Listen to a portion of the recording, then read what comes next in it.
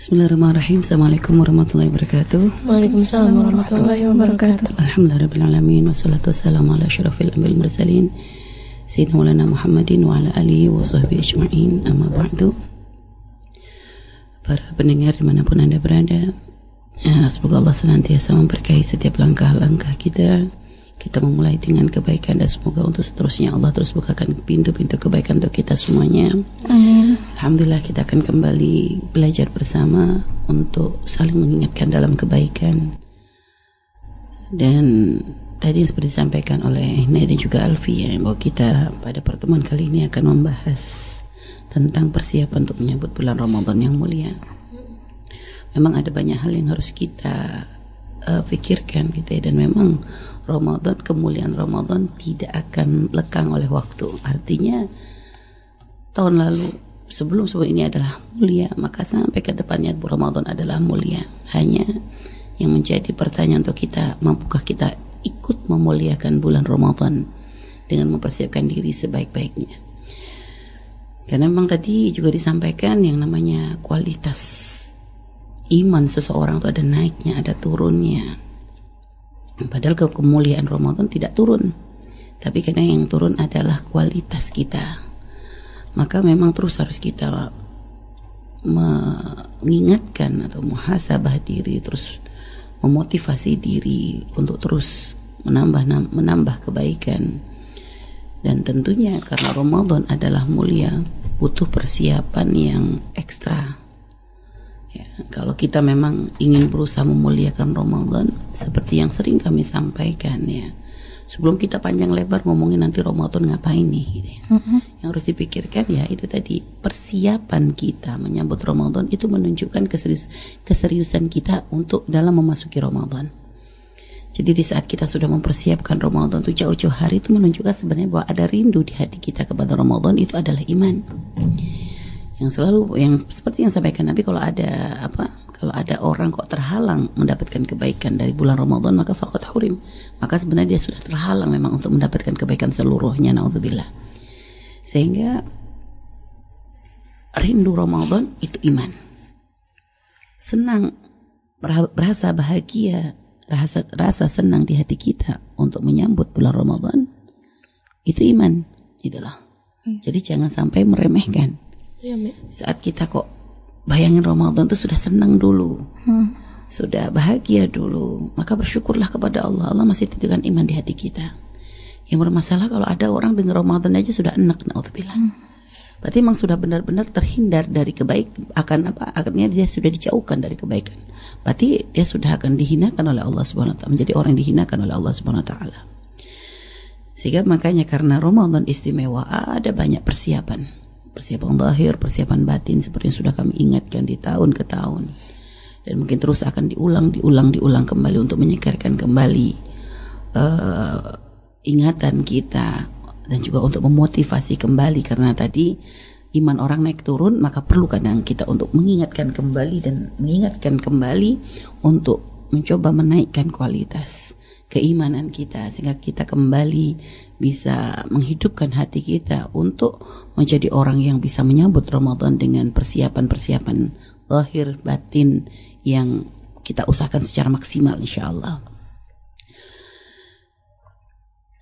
Seperti Buya pernah sering berikan gambaran ya, kalau kita ada kabar bahwa ada tamu istimewa datang gitu ya, tamu istimewa, yang tamu itu kita hormati, yang kita muliakan, tentu kita nggak main-main dong untuk persiapan. Bahkan mungkin kita sudah bikin kepanitiaan, ada bagian ini, bagi tugas semuanya.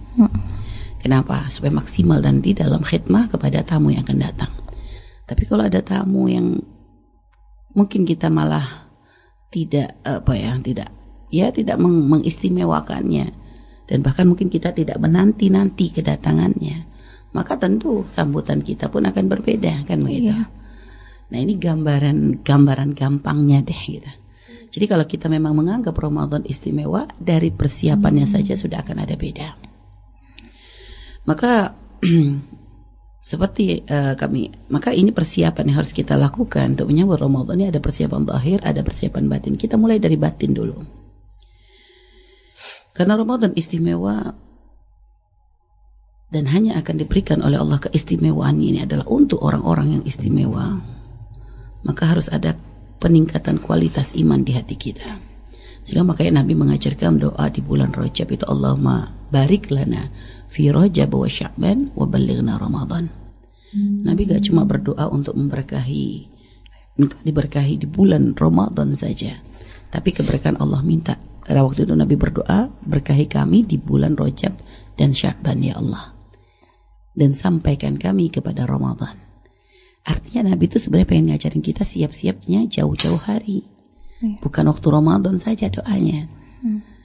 Dan memang subhanallah, nikmat dari Allah subhanahu wa ta'ala, sebelum Ramadan memang kita sudah diberi bulan-bulan istimewa.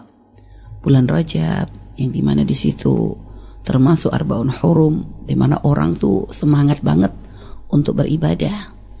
Orang berlomba-lomba untuk beribadah, orang berlomba-lomba untuk melakukan kebaikan, kan gitu ya. Di bulan Rajab tuh kadang sudah semangat itu sudah mulai muncul. Rasa ya Allah udah dekat Ramadan tuh sudah mulai terasa di bulan Rajab. Ya makanya Nabi berdoa, Allahumma barik lana fi Rajab. Jadi berkahi kami di bulan Rajab. Berkahi kami dengan kebaikan, ketaatan, ketakwaan, kualitas iman yang terus meningkat, kan begitu ya. Menjauhkan dari segala kemaksiatan. Sehingga dari bulan Rajab itu memang persiapan itu sudah harus kita lakukan. Persiapan apa? Seperti sudah Umi sampaikan di tahun-tahun yang lalu sama, yaitu persiapannya adalah terus kita meningkatkan amal-amal baik dan kita mencoba menjauhkan diri dari segala kemaksiatan. Karena Buya pernah sering mengingatkan kepada kita semua, gak cukup kita hanya nambah amal baik, tapi kemaksiatan kita tidak berkurang. Karena itu namanya gali lubang tutup lubang. Jadi kalau kita ingin ada peningkatan kualitas dalam keimanan kita, maka barengi dengan tarkul maksiyah. Tarkul maksiyah, kita introspeksi dosa-dosa apa yang sering kita lakukan kepada Allah. Oh ya Allah, saya sering ngomongin orang. Maka tanda orang insyaf, belajar dong untuk menguranginya. Paling bagus ya langsung menghilangkannya. Tapi kadang orang kan butuh proses. Dan tentunya orang tuh kalau orang insyaf tuh dia mikir, sebab saya sering gunjingin orang, ngomongin orang tuh kenapa? Nah, misal kadang ngomongin orang tuh jangan dianggap hanya ngomongin tetangga, enggak loh ya. Kadang komen di Facebook, ngejelekin si fulan, ngejelekin di fulan, di sosmed dan di mana-mana. Itu sama, itu ngomongin orang sudah. Makna ngomongin orang bukan hanya menggunjing saja, tapi mencela orang, mencaci orang, merendahkan orang. Pokoknya itu sudah masukkan di dalamnya sudah itu. Di urusan dengan manusia kurang baik, maka perhatikan apa sebabnya. Oh ternyata kita sering komentar, mohon maaf di sosmed sekarang ini, naudzubillah, ada banyak kemerosotan itu ya, itu tadi orang sekarang tidak santun lagi di dalam berkomunikasi. Kadang kita sampai kiris kalau sudah ngelihat di sosial media caci maki, olo-oloan, saling merendahkan. Kadang sampai bawa-bawa orang tua, bahkan nanti sampai merendahkan para ulama, naudzubillah, merendahkan habaib, masyaallah, naudzubillah. Benar-benar satu hal yang sangat-sangat mengerikan. Itu adalah kehinaan yang hendaknya tidak boleh kita lakukan. Kalau ada orang mencaci, jangan dibalas dengan cacian. Ada orang merendahkan dengan bahasa kotor, jangan dibalas sudah. Gak ada perlunya kita. Tapi ini sekarang banyak terjadi. Belum lagi gunjing. Ya kadang mungkin secara di dunia benerannya nih, di dunia maya sudah gunjingin orang, di dunia aslinya juga ternyata gunjingin orang lagi. Maka sekarang apa yang menjadi sebab itu harus kita perhatikan. Oh gara-gara saya ini banyak, mungkin sosmed kita terlalu aktif kayaknya. Ya kita terlalu aktif di sosial media sehingga kita selalu pengen komentar. Kurangi wilayah-wilayah mana sih kita sering komentar yang tidak baik di dalamnya. Ya kalau kita tidak bisa menggunakan sosial media adalah untuk dakwah, maka minimal sudah paling selamat, kita tidak usah terlalu banyak urusan. Kurangi, mungkin tidak harus semua sosial media ada di dalam HP kita. Dari mulai Facebooknya, Instagram, semuanya komplit. Tapi ternyata kok subhanallah nggak ada misi dakwahnya di situ. Terus gunanya buka sosial media untuk apa? Jangan kita ini sudah nggak pakai itu saja sudah mencoba menjauhkan dari dosa itu sudah berat. Karena kok masih ditambah lagi dengan hal-hal seperti itu. Jadi itu ya, jadi kurangi hal-hal yang bisa menjadi pemicu kita untuk kita masuk ke dalam perkara-perkara yang kurang baik. Setelah itu apa? Di dunia aslinya nih, di dunia nyata, ya. Jadi sebab kadang kita sering ngomongin orang, yaitu tadi orang ngomongin orang tuh gak mungkin kecuali ada temannya, ada lawannya. Kita tuh kalau cuma ngomong orang sendiri gak ada direspon, males kita, akhirnya kita berhenti. Tapi kalau sudah ada respon itu terus akan berlanjut. Maka sekarang itu yang harus kita kita kurangi. Kita sahabat-sahabat yang sekiranya menjadi pemicu kita untuk ngomongin orang lain, ya, untuk membahas hal-hal yang tidak perlu, tinggalkan. Termasuk Habib Umar sendiri nasihat beliau kepada kita semua, ya, di antara hal-hal yang hendaknya harus kita tinggalkan untuk terus meningkatkan kualitas itu, yaitu tadi ya di antaranya adalah meninggalkan teman-teman yang menjadikan kita lalai. Karena almaru ala dini khalilih, orang itu akan ngikut agama temannya. Kalau kita temenan sama orang baik, orang yang subhanallah solehah, akhlaknya bagus, senang ke majelis, ngomongnya santun, mau tidak mau kita tuh ke bawah. Kita berteman dengan orang yang pikirannya tuh selalu dakwah, berjuang dalam dakwah, semangat dakwahnya luar biasa, ke bawah kita. Tapi coba kita ngomongin orang kerjaannya hanya mencaci maki si fulan, bahas masalah presiden sampai merembet ini semuanya, pokoknya bahasa kotor pun keluar gitu ya. Udah gitu nanti bahas masalah artis ini, gosip ini di subhanallah, nanti belum lagi sampai ke tetangga-tetangganya dibahas, ke bawah kita, ke bawah, karena kita tuh lemah. Maka memilih teman yang baik. Nah, teman ini termasuk teman nyata dan teman yang tidak nyata gitu ya. Kita sendiri harus menjadi harus benar-benar kita selektif di dalamnya, sehingga hindarkan hal-hal yang menjadi pemicu kita untuk bisa melakukan kemaksiatan tersebut, termasuk tontonan-tontonan dan sebagainya. Ya memang berat untuk meninggalkan hal-hal seperti itu.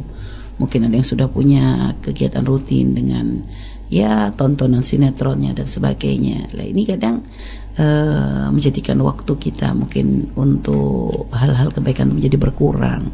Maka ya harus kita kurangi itu semuanya bertahap kita alihkan dengan kegiatan-kegiatan positif, ya, kegiatan-kegiatan mulia, ya alihkan itu semuanya. Itu adalah usaha kita untuk terus memperbaiki diri kita, gitu ya, memperbaiki hati kita, memperbaiki kualitas keimanan kita. Ayo tinggalkan kemaksiatan yang mungkin subhanallah sudah terjerumus ke dalam yang namanya pacaran, ya maka. Dan ketahuilah yang namanya pacaran itu tidak ada pembenaran di dalam syariat. Tidak ada pacaran benar kecuali pacaran setelah halal gitu. Jadi hanya satu-satunya pacaran yang dibolehkan itu adalah pacaran kalau sudah akad nikah. Kalau itu anda pacaran model apa saja boleh. Itu ibaratnya. Tapi kalau sebelum akad nikah tidak ada, pacaran Islam itu tidak ada. Dan ini kadang ada orang tuh pengen menjerumuskan umat itu dengan menggunakan bahasa-bahasa yang bernuansa Islami untuk menjadikan orang tuh ngerasa benar. Ya itu tadi, makanya kan sering kita ingatkan juga, nggak mau pakai pacaran sekarang nih, nggak keren pacaran ta'aruf. Biarpun pakai bahasa, padahal bahasa ta'aruf aslinya bahasa dalam syariat. Dan makna ta'aruf tidak ada maknanya di situ adalah makna pacaran, itu tidak ada. Mau dicari dalam kitab apa saja nggak ada ta'aruf itu diartikan sebagai pacaran yang dikenal saat ini. Jadi ta'aruf ini adalah pengenalan ta'aruf itu ya perkenalan untuk menuju jenjang, yaitu pernikahan, tapi dengan pengenalannya sesuai dengan aturan syariat. Nah pacaran ternyata kok sudah kadung, ya Allah sudah kadung punya pacar, gimana? Mau mutusin belum kuat Umi. Mau mutusin kok gak tegel ya gitu. Artinya ya Anda kalau pengen hijrah ya harus berusaha. Sekarang mungkin ya sudah, kalau mutusin belum kuat Anda bikin tantangan dong.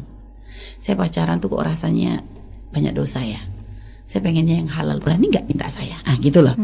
Minta saya ke orang tua. Jadi seriusin sekali. Kalau cuma untuk main-main ngapain? Anda dipermainkan nanti. Yang namanya main-main itu kan permainan ya, main-main. Enggak, kok saya kalau menikah aduh masih belum kepikiran. Ya, kalau belum nikah belum kepikiran ngapain kok sudah main-main nikah-nikahan? Pacaran itu kan kayak main-main mau nikah-nikahan begitu. Nanti kalau Anda namanya permainan tuh ya naudzubillah gitu. Ya orang main-main itu kan enggak serius. Anda bisa dijadikan permainan juga nantinya. Sehingga makanya kalau Anda memang sudah telanjur pacaran, sudah berat untuk melepas, maka tantang saja sekalian. Berani enggak minta ke orang tua? Kok ternyata aduh enggak berani, ya sudah selesai. Ngapain lagi harus ditunggu, kan begitu. Iya. Jadi usaha dong. Terus gimana, tapi berat Umi, udah kandung cinta. Masya Allah. Sekarang ya permasalahan kalau Anda terus dengan tradisi tersebut, Anda terus tidak berusaha untuk menjauhkan diri dari kemaksiatan. Anda satu sisi sholat Anda tingkatkan, Anda satu sisi puasa Anda lakukan, satu sisi Anda ada peningkatan kebaikan, tapi kemaksiatan ini nggak Anda kurangi, maka nanti ya terus gimana Anda? Jangan kepedean. Tapi kan sudah saya imbangi dengan kebaikan. Nggak bisa begitu. Wa atbi'i sayyi'ata al-hasanata tamhuha. Hadis Nabi ketika beliau bersabda, ikuti dosa-dosa kesalahan kita dengan kebaikan yang bisa menutup dosa tersebut. Bukan berarti dosanya kita terusin terus kita tumpuk dengan kebaikan, bukan. Artinya kita melakukan dosa, kita manusia, lalu kita bertobat kepada Allah. Dan bentuk tobat kita adalah dengan kita membalas dosa kemarin itu dengan melakukan kebaikan. Itu maksudnya. Jadi bukan langsung ditumpuk seperti itu. Ada orang salah memahami ini, katanya pokoknya dibarengi dengan kebaikan imbang. Ya imbangnya Anda gak ada berapa, 0 gitu lah. Kosong. Ininya jalan baik tapi ditutup dengan dosa lagi. Awalnya mau dapat pahala ditutup dengan dosa lagi. Mau dapat pahala ditutup dengan dosa. Terus beresnya kapan? Itu loh.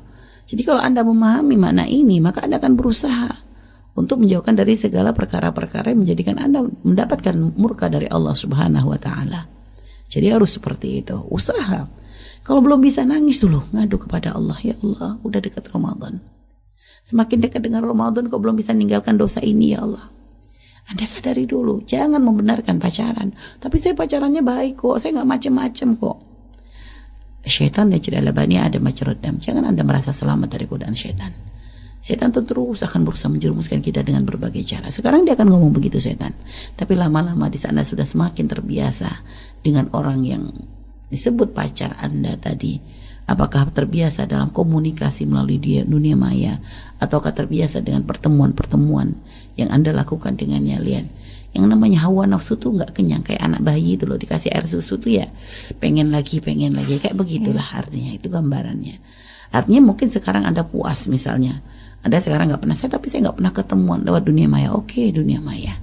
Artinya dari obrolan merasa nyaman. Lama-lama tadi kan janjian juga ketemuan yuk. Kalau gak temuan video callan yuk. Video callan pertama dari obrolan biasa sampai akhirnya ada kerinduan yang lebih dititipkan oleh syaitan di hati Anda. Sehingga na'udzubillah sampai orang pun akhirnya bisa melakukan hubungan seks melalui telepon. Karena itu kan ide-idenya, subhanallah. Ini kan na'udzubillah, syaitan tuh punya cara banyak. Jadi ternyata zina juga gak cuma ketika bertemu. Dalam keadaan jauh pun orang bisa melakukan dosa besar. Saya itu apa? Nanti kalau ternyata ada kesempatan bertemu, lihat, namanya orang bertemu tuh kan sekali, mungkin pertama jauh-jauhan, lihat. Anda kan malu-malu dulu, dia di ujung sana, Anda di ujung sana. Lama-lama kalau sudah terbiasa, Anda sudah nyaman. Coba Anda udah nyaman gimana sih? Akan sudah mulai berkurang. Yang awalnya jaraknya lumayan, jaraknya seberang-seberangan meja, mulai sekarang mejanya sudah digeser hari samping-sampingan. Yang pertama masih ada jarak, tambah dempet. Na'udzubillah. Setan sudah mulai membiasakan itu semua. Ya kayak kita aja loh, janganlah jauh-jauh, urusan temenan aja. Pertama temenan kan masih santai, masih kaku ngobrolnya. Lama-lama aku sudah enak, sudah main kebak-kebuk apa sudah terbiasa. Itu sudah gak ada sungkan. Dan begitulah prosesnya. Jadi jangan dianggap remeh. Jangan saya aman sama Anda, berarti kalau sudah merasa diri Anda aman, Anda sebenarnya tidak aman. Kalau sudah merasa Anda aman keimanan Anda, berarti Anda sudah tidak aman. Karena Anda sudah ada kesombongan di hati Anda. Anda lupa bahwa saja syaitan itu akan selalu berusaha menjerumuskan kita. Gak akan ada kata berhenti bagi syaitan, dan terus dia akan mencoba menghasut sampai nanti kita terjerumus ke dalam tipu dayanya. Ini kan pernah kami ceritakan, ada seorang ahli ibadah, padahal ahli ibadah yang sudah dikenal sebagai orang ahli ibadah, yang subhanallah dikenal dengan kesolehannya, tidak pernah bermaksiat. Coba, gak pernah maksiat loh. Ternyata setan masih bisa menjerumuskan. Apalagi kita yang sudah masih ahli maksiat begini, gitu. Yang itu dia gak pernah maksiat, ternyata oleh setan dijerumuskan. Gara-gara apa? Wanita.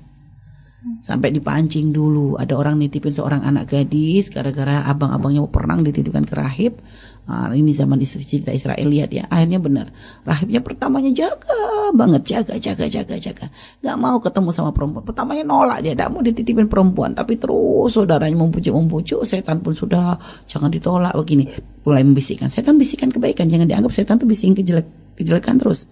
Setan tuh kadang membisikkan kebaikan untuk menjerumuskan kita juga bisa. Jangan tertipu makanya. Jangan tertipu. Nah, sehingga akhirnya sudah dibujuk begitu, akhirnya rahib kalah. Oke lah, diterima. Pertama, setelah itu apa? Rahib perhatian banget tuh. Pertama memberikan makan. Cuma naruh di depan pintu tinggal. Terus nanti ternyata setan bisikin, masuk kamu cuma taruh pintu tinggal. Disuruh buat perubahan. Akhirnya mulai pakai buka pintu. Saya tuh mulai ngajak ngomong satu kali terus sampai akhirnya terjadi perzinahan. Naudzubillah. Langkahnya tuh pinter setan itu. Maka jangan Anda tuh ngerasa lebih pinter dari setan. Setan tuh punya tipu daya banyak cara. Gak ada kata berhenti. Terus dia mikir. Di saat kita sudah menolak untuk bermasalah, dia mikir gimana caranya untuk kita terpeleset. Naudzubillah.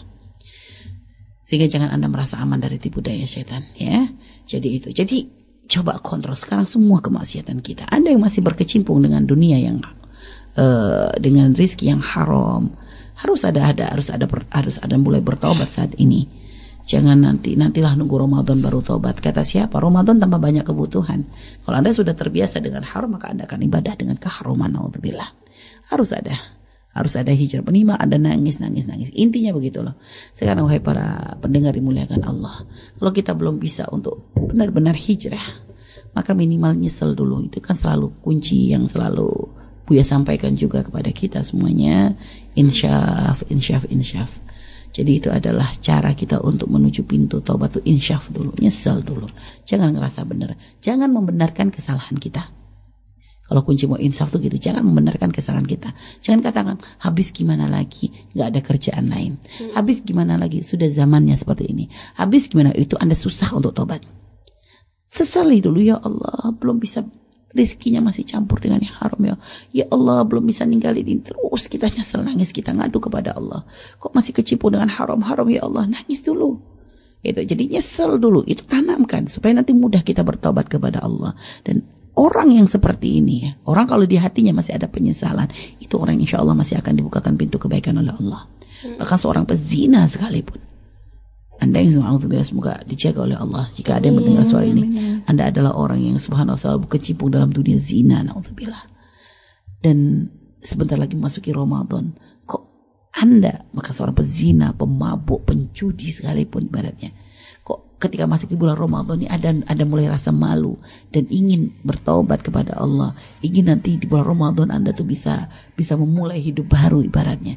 Ada kerinduan seperti itu. Minimal ada buat syarat, semoga nanti bulan mendekati Ramadan sudah gak pengen melakukan untuk menghormati Ramadan, atau sudah ada keinginan baik seperti itu, insya Allah itu tanda Allah akan berikan hidayah kepada Anda. Tapi kalau Anda sudah membenarkan perilaku Anda tidak merasa salah dengan dosa-dosa Anda, maka na'udzubillah, Anda akan menjadi orang yang sangat-sangat dihinakan oleh Allah Subhanahu wa taala. Baik, mungkin ini untuk persiapan batinnya dulu ya. Nanti kita akan lanjut ke persiapan zahir insyaallah. Wallahu a'lam bishawab.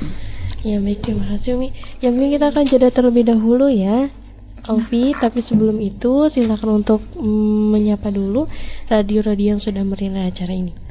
Ya baik, kita akan menyapa radio-radio yang telah merilai acara kami. Ada radioku 104,8 FM Kuningan, radioku 92,4 FM Majalengka, radioku 104,7 FM Batam, radioku 1089 AM Bogor, radioku 88,0 FM Kuburaya Pontianak, radioku 89,6 FM Purbalingga, radioku 107,9 FM Tangerang, radioku 87,6 FM Brau Kalimantan Timur, radioku 106,3 KCG Martapura, dan radioku 93,6 Aceh Besar.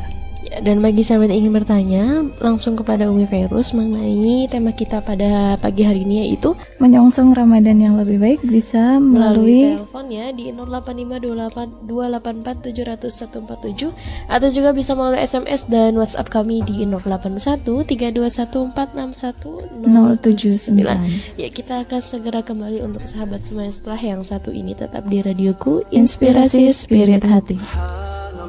Radioku Inspirasi Spirit Hati ya sahabat, masih bersama Naila dan Alfi dalam program kesayangan kita semua, yaitu Dunia Muslimah, dan bersama Umi Fairuz Al-Albini ya tentunya. Ya, tadi kita sudah mendengarkan ya Ovi dari Umi Verus mengenai tata cara atau kiat-kiat menghadapi Ramadan bagi muslimah. Tapi tadi Umi baru menjelaskan tentang yang batinnya dulu. Ya, sekarang Umi ingin menjelaskan dari zahir ya Umi ya. Iya. Ya, silakan Umi. Baik ya, jadi tadi kalau masalah batin insyaallah sudah ini Umi sampaikan. Ya. Ini batin dohiri mau sekarang juga atau mau lanjut pertemuan berikutnya atau gimana? Lanjut pertemuan berikutnya boleh, berarti nanti lanjut ke sesi tanya jawab sekarang. Baik, bertahap saja. Karena selain juga turun ke masalah batin juga tadi ya, untuk menjadikan kita tuh semakin mudah, artinya semakin merasa nyaman di dalam beribadah Ramadan juga. Maka ilmu masalah puasa itu ya, masalah memahami puasa, hal-hal yang membatalkan puasa, siapa saja orang boleh untuk tidak berpuasa itu harus dihafal ya. Dan ini sudah sering banget Buya jelasin. Mungkin bagi pendengar bisa mengulang video tentang ketika Buya menjelaskan tentang masalah 9 orang yang boleh tidak berpuasa dan apa saja yang bisa membatalkan puasa. Karena itu juga akan membantu kita untuk semakin nyaman di dalam berpuasa.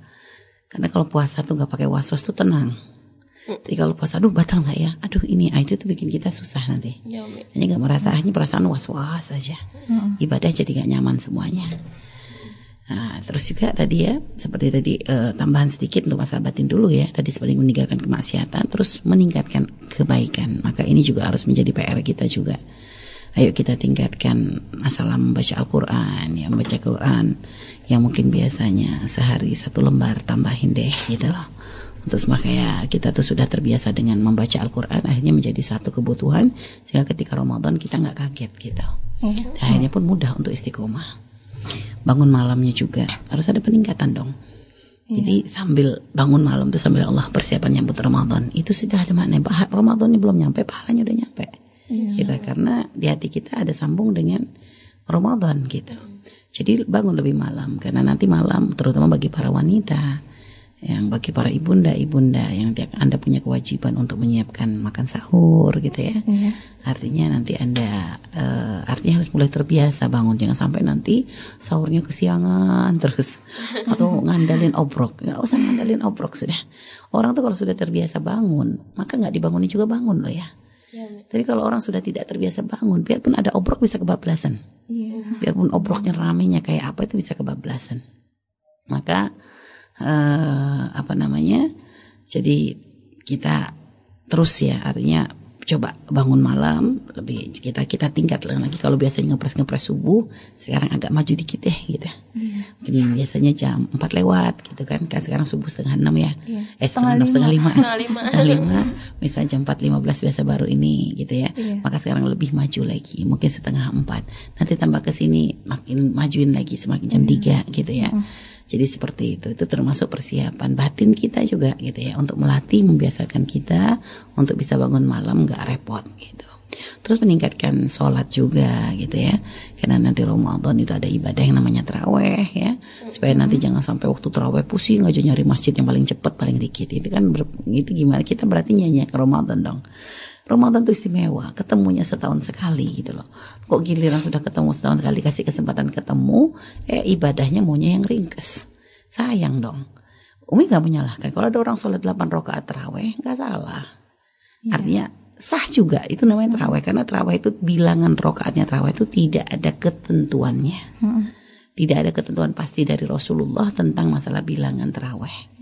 Cuma ada pendapat yang diambil oleh mazhab kita dan juga para ulama-ulama kita ya, itu yang diambil oleh Sayyidina Umar ibn Khattab itu adalah 20 rakaat, dan itu memang yang diyakini oleh kita semuanya. Jadi 4 mazhab itu ya 20 rakaat, kecuali bahkan mazhab Malik 36 rakaat. Jadi 8 ini nggak masuk, atau mazhab apa lagi itu gitulah, nggak ada. Makanya sampai yang kadang suka menggembor-gemborkan yang 8 di Indonesia, yang mereka menjadikan Mekah sebagai rujukan. Di Mekah sendiri 20 kan gitu. Di Mekah Madinah sendiri 20 rakaat gitu loh. Itu kayak 8 rakaat ini nggak tahu pemahaman dari mana, kita sendiri bingung gitu loh. Karena memang intinya di Ramadan kita diminta untuk memperbanyak ibadah. Bahkan sampai diceritakan para sahabat Nabi itu kalau sholat raweh mereka mulainya isya, selesainya menjelang sahur. Karena dalam satu rakaat mereka tidak kurang membaca 100 ayat. Ayo kebayang. Kalau kita satu rakaat kurang baca 100 ayat itu dijamin makmumnya hilang gitu. Ya. Ini kadang bacanya sudah yang ringkas-ringkas saja sudah banyak kabur kok gitu ya. Jadi gitu. Dan jadi kalau belajarlah kita untuk misalnya menambah bilangan sholat ya. Biasakan supaya nanti ketika sholat raweh kita nggak gelisah. Tapi sudah terbiasa, merasa nyaman dan nikmati. Tanamkan di hati, ya Allah ini jarang kesempatan, belum tentu tahun depan punya kesempatan lagi gitu. Belum tentu tahun depan bisa lagi, terus jadi seperti itu. Itu ya insyaallah. Baik, dan ini ya tentang masalah tentang masa persiapan ini juga untuk mempersiapkan menambahkan kebaikan itu sodakoh juga begitu. Sodakoh itu sendiri harus dilatih. Jangan nanti nunggu Ramadan deh baru sodakoh, jangan sampai seperti itu karena nanti ya tadi Umi sampaikan Ramadan semakin banyak kebutuhan. Kalau kita ngandalin nanti Ramadan kita nggak terbiasa, susah kita juga keluar walaupun ada di bulan Ramadan. Maka dari sekarang sedekah rutin dulu, nggak mesti harus banyak. Kalau bisa banyak alhamdulillah, kalau nggak bisa sedikit-sedikit istiqomah. Ya, apa sedekah ke tetangga Anda jika Anda punya tetangga fakir, ada tetangga anak yatim yang kadang sering kelaparan, jangan lari dulu yang jauh-jauh. Jangan langsung mau ke Al-Bahjah padahal punya tetangga kelaparan, naudzubillah. Boleh Anda, jangan hawa nafsu. Itu namanya sedekah hawa nafsu. Lihat yang paling dekat. Ada kerabat kok subhanallah, kadang sampai makan saja harus dirapel. Makannya harus kadang di jamak takdim atau jamak takhir misalnya. Ada kadang bukan karena malas makan, karena memang enggak ada yang dimakan misalnya. Sampai dirapel seperti itu kok. Subhanallah, kita yang pengen sedekah yang jauh-jauh. Pengen ke sana, pengen ini. Paling dekat dulu. Lihat, ada hukukul aqarib, ada hukukul jiran. Itu harus Anda perhatikan. Kalau memang ada yang memang lebih, jadi harus ada prioritas di dalam bersedekah itu. Nah, kalau ternyata ada masjid dekat rumah kita butuh untuk dibangun, jangan bangun yang masjid yang jauh dulu. Dekat rumah kita dulu dong dibantu. Ada musola, mungkin ada TPQ yang terlantar, maka Anda perhatikan itu, terutama guru-guru TPQ-nya, naudzubillah. Jangan sampai kita tuh cuek dengan urusan seperti itu. Guru TPQ itu kadang kita merasa tersenyum sekali ya, mereka tuh berjuang didik anak-anak kita, tapi ternyata ya Allah, banyak kadang orang tuh cuek, gak peduli hanya karena merasa itu adalah ustadz. Ya ustadz kecil, gak kelihatan, tidak terkenal di YouTube dan sebagainya, kadang diremehkan. Sehingga kadang ya Allah bayarannya hanya sekedar sabun sama beras berapa. Dan uang yang kadang sangat-sangat ya untuk zaman sekarang kayaknya untuk sehari 2 hari belanja aja sudah syukur gitu, bisa gitu ya. Ini kok tega banget gitu, gila anaknya dableknya minta ampun misalnya gitu. Jadi kadang nitipin anaknya banyak kok ternyata untuk ya. Kalau memang Anda tidak mampu, Anda tidak dituntut. Tapi kalau Anda mampu, jangan pelit sama guru. Jangan pelit sama orang yang sudah mendidik anak-anak Anda. Itu harus Anda perhatikan. Jadi itu. Jadi masalah bersedekah Anda latih dan lihat dari yang paling prioritas dulu. Prioritas. Kalau kan termasuk kalau di rumah Anda punya pembantu nggak bisa pakai kerudung, maka Anda punya kewajiban sebelum sedekah keluar, Anda beli kerudung dulu untuk pembantu Anda, supaya mata Anda, mata suami Anda, mata anak laki-laki Anda tidak sering melihat maksiat. Bagi para ibunda-ibunda yang di rumahnya punya pembantu yang belum menutup auratnya, tolonglah jangan dibiarkan suami Anda dan anak laki-laki Anda terus melihat keharuman-keharuman. Jangan dipikir setan gak bisa memoles ya. Hati-hati. Jadi ajari pembantu Anda untuk bisa menutup auratnya. Belikan baju yang pantas. Jangan baju bekas saja dikasihkan. Belikan baju yang pantas, kerudung yang pantas untuk supaya mereka nanti bisa belajar nutup auratnya. Sambil deketin diajak sholat jamaah dan sebagainya. Itu subhanallah. Agar kita tuh pengen kalau ibadah tuh pengennya semuanya bisa merasakan kenikmatannya. Bukan hanya kita, tapi siapapun yang bersama kita pun bisa merasakan nikmatnya ibadah. Mungkin itu dulu untuk masalah persiapan Ramadan ya. Baik, Allah alam bisawab.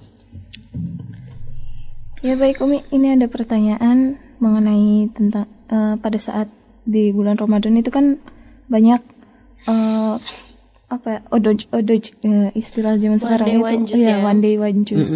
Itu secara online tuh Umi. Jadi sistemnya itu kita nanti setiap hari itu setor maksimal misalkan jam 8 malam setor. Setelah itu nanti ada satu ustadz itu nanti dia yang ngebacain doa khatmil Quran. Nah, kalau kayak gitu itu Boleh apa enggak sih Umi seperti itu tuh? Ya itu sebenarnya cara supaya kita bisa istiqomah. Karena kadang kalau di rumah sendiri nggak barengan seperti itu tuh, kita tuh banyak godaannya.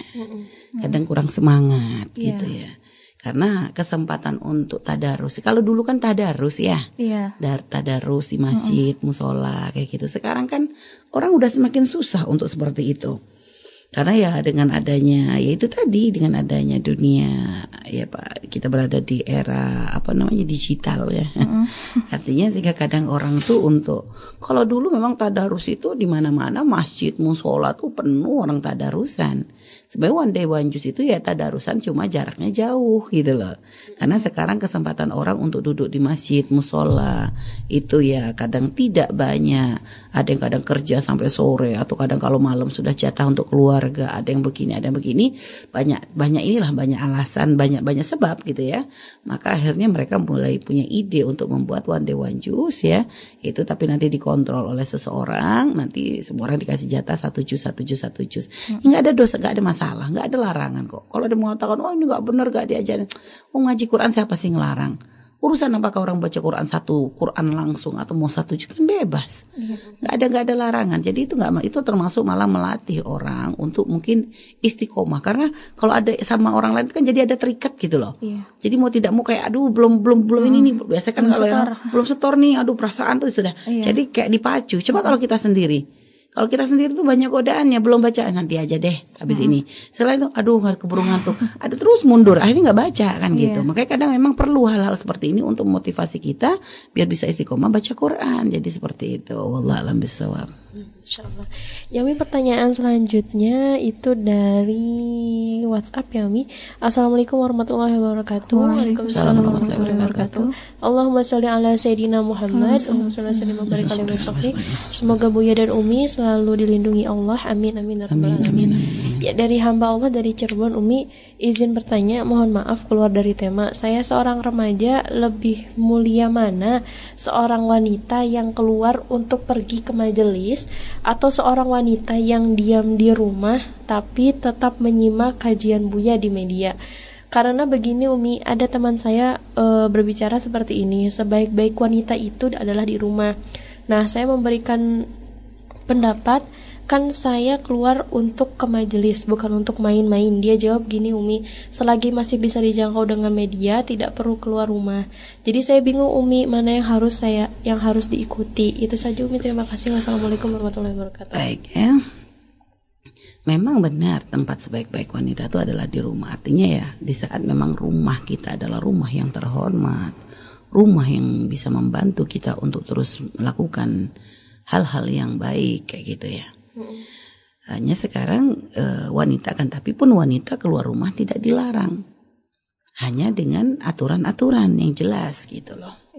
Kita nggak bisa mengatakan ini lebih baik. Kalau seandainya ada orang nggak boleh usah keluar rumah, lebih bagus dalam rumah. Hanya oke deh. Kita mau ngaji nggak jadi, ngaji di rumah bisa. Katanya lagi tengah ngaji, penasaran ada teman kirim WhatsApp, mulai buka WhatsApp, ini asik, caranya pengajiannya ketinggalan. Kan gitu. Terus ada yang banyak godaan. Umi nggak mengatakan bahwa yang dikatakan sahabat Anda itu salah. Sahabat Anda benar gitu, omongannya benar. Hanya jangan langsung menghukumi semua sama. Dilihat dulu. Kita sering berkali-kali menyampaikan kayak urusan masalah sholat, lebih bagus mana perempuan sholat di masjid, sholat di rumah. Kalau secara hukum, secara syariat mengatakan memang sholat di rumah. Aslinya hukumnya begitu. Hanya sekarang tidak semua rumah itu terhormat gitu loh. Tidak semua rumah, karena rumah di Indonesia tuh beda dengan rumah di negeri-negeri Arab. Kalau di negeri Arab tuh memang perempuan itu privasi benar-benar terjaga. Tapi sekarang rumah kita ini ada supirnya, ada ini, kadang ada sepupu masuk, tinggal masuk. Jadi kadang rumah kita tuh di Indonesia tuh rumah tuh gimana ya, kebuka gitu loh. Jadi maksudnya dan juga belum lagi sekarang dengan adanya sosial media di era digital ini gitu ya, sehingga kadang tontonan yang ada di aktivitas yang ada di rumah itu nggak semuanya membantu orang untuk bisa ibadah benar gitu loh. Sinetronnya TV aja kadang subhanallah, kita pernah kadang nemukan ada rumah masuk rumah TV-nya tuh nggak hidup, padahal nggak ada yang nonton, nggak ada yang nonton, tapi TV terus menyala lah. Ini kan aneh gitu loh. Kok maksudnya kok kayak TV tuh kok nggak bisa mati banget gitu loh. Jadi ini kan satu keanehan gitu. Jadi makanya artinya apa? Itu kadang orang sudah lata, akhirnya kadang orang kalau udah TV hidup terus gitu misalnya, udah disiapin tontonan terus-terusan siap gitu. Kita nggak usah mencet remote lagi, sudah selalu ada gitu. Akhirnya kita kadang mau sholat, loh ya acaranya bagus, duduk dulu. Banyak godaannya gitu loh, banyak godaannya. Sehingga makanya kalau ternyata Anda di sholat di rumah benar-benar gak bisa khusyuk, ada godaannya banyak macam, akhirnya sudah. Kalau memang Anda sholat ke masjid terhormat, suami Anda berikan izin, bahkan syukur-syukur suami Anda ikut menemani, dan juga masjidnya terhormat, laki perempuan terjaga, maka sholatlah di masjid. Tidak menjadi fitnah pokoknya. Sama seperti ini ikut kajian. Kalau ternyata memang Anda dengan ikut kajian ada fitnah yang Anda rasakan, misalnya kalau ikut kajian kadang di hati itu kadang masih sambil ngeliatin siapa lawan jenis ikhwannya atau apanya, Anda merasa sendiri bahwa dengan Anda datang ke kajian itu malah kadang banyak dampak negatifnya. Atau mungkin juga kajiannya Anda itu mungkin kajian yang kurang terhormat, laki perempuan kurang berbatas, kan gitu. Ada kan kajian-kajian yang begitu juga, sehingga kadang laki perempuan masih bisa guyonan dan sebagainya. Atau mungkin nanti kadang Anda yang memang pergi ke majlis tapi ternyata kadang jalan menuju ke majlis tuh rintangannya banyak. Ada kadang, sehingga kadang Anda merasa bahwa kalau Anda datang ke masjid banyak mudorotnya, maka Anda tinggal di rumah lebih terhormat. Tapi kalau ternyata di rumah banyak godaannya, sedangkan kalau di masjid Anda ternyata datang dengan rombongan, atau bahkan syukur-syukur Anda datang dengan orang tua Anda, kalau Anda punya suami datang dengan suami Anda, kalaupun tidak Anda datang dengan rombongan teman-teman Anda yang Anda tahu mereka adalah wanita-wanita soleha dan menjaga, Anda pun datang ke majelis-majelisnya terhormat, laki perempuan terpisah, ya, laki dan perempuan terpisah, dan juga Anda pun merasa kalau belajar di masjid kayaknya lebih khusyuk karena godaannya ibaratnya karena semua orang belajar, Anda pun terpacu juga untuk belajar. Karena kalau di rumah tuh kadang dengerin sama-sama dengerin beda loh ya. Beda dengan Anda di majlis. Di majlis mau tidak mau karena orang yang gurunya ada di depan Anda dan juga di sekitar Anda semuanya belajar. Mau tidak mau Anda akan terbawa. Coba sekarang aja Anda di majelis gitu ya, tiba-tiba gak pantas kalau Anda tiba-tiba main game di majelis. Anda pasti tolak, aduh gak enak sama itu, padahal orang juga mungkin belum tentu peduli, cuma ada rasa nggak enak. Tapi kalau di rumah, aja sambil dengerin ceramah, benar ada nyetel radio bisa denger, tapi Anda sambil main game sambil, akhirnya nggak konsentrasi. Sehingga makanya kita nggak bisa mengatakan, karena para sahabat Nabi sendiri pun mereka punya waktu untuk duduk bersama Rasulullah, dan itu di zaman Nabi, artinya sahabat pun kalau untuk belajar mereka juga keluar. Bahkan Nabi menyiapkan hari khusus untuk para sahabat. Bahkan di dalam masjid Nabi sendiri Nabi menyiapkan tempat jalan khusus, pintu khusus untuk para wanita. Artinya tidak ada larangan sebenarnya, walaupun memang tempat paling utama, karena memang perempuan itu aslinya apa? Pokoknya gimana caranya paling terjaga kehormatan kita di saat kita bisa terhindar dari fitnah itu diprioritaskan begitu. Jadi seperti itu, wallahu a'lam bishawab. Baik. Ya, Masya Allah ya.